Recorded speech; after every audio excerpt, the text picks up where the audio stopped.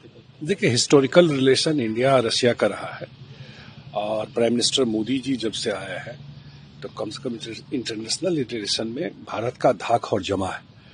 और रूसी राष्ट्रपति का इंडिया आना और जो अखबार में दिख रहा है, क्योंकि जब इस टाइप का कार्य आना होता है तो उसका बहुत सारा इम्प्लीकेशन ट्रेड में, डिफेंस में, इन सब चीज़ों में आपको वो होता है और वो दिखाई पड़ा है।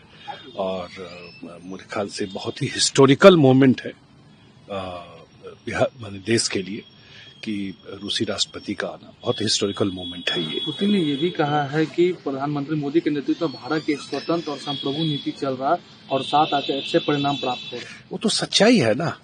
आज दुनिया भर में भारत के पासपोर्ट का रेटिंग बढ़ गया, दुनिया भर में भारत की प्रतिष्ठा बढ़ी। दुनिया भर में आप देख रहे हैं कि पहले कभी कोई आतंकवादी या कोई घटना होता था तो देश केवल कागज पे भाषण देता था, अब डिसाइसिव एक्शन होता है। तो ये जो एक जो देश का डिप्लोमेसी है, देश का जो पूरे दुनिया में धाक है, वो मोदी जी के आने के बाद निश्चित रूप से जमा है। और इंटरनेशनल फोरम पे जिस हिसाब से मोदी जी का रिस्पेक्ट मतलब देश का रिस्पेक्ट बढ़ना ना, प्रधानमंत्री का। आज जो उन्होंने कहा है कि इंडिपेंडेंट व्यू रखते हैं, अमेरिका से ट्रेड डील को लेकर के आप सब जानते हैं किस तरह का एक प्रेशर बना जो वहां से चला था, लेकिन देश रेसिस्ट किया उस चीज को। और आज जीडीपी कितना हुआ है, 8.2% जीडीपी का ग्रोथ देश में हुआ। ये साधारण चीज नहीं है यहां से देखना।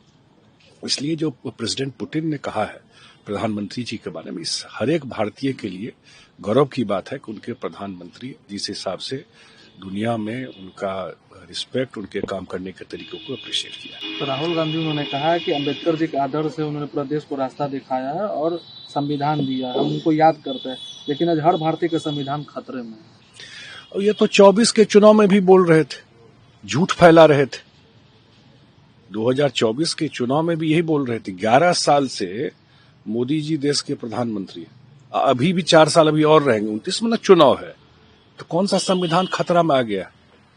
इसी बिहार में यात्रा करने आए थे एसआईआर पर, तो बिहार में एक कंप्लेन आया क्या? इतना बड़ा चुनाव हो गया। तो झूठ फैलाना इनका काम है। और अंबेडकर साहब के बारे में बोल रहे हैं, तो भारत रत्न भी अंबेडकर साहब को कांग्रेस नहीं दिया, चुनाव भी हरवाया था, कांग्रेस नहीं हरवाया था। ये नहीं पता है संविधान खतरा में एक ही बार देश में आया जब इमरजेंसी लगा था, जो कांग्रेस की सरकार थी, और कौन संविधान खतरे में आया?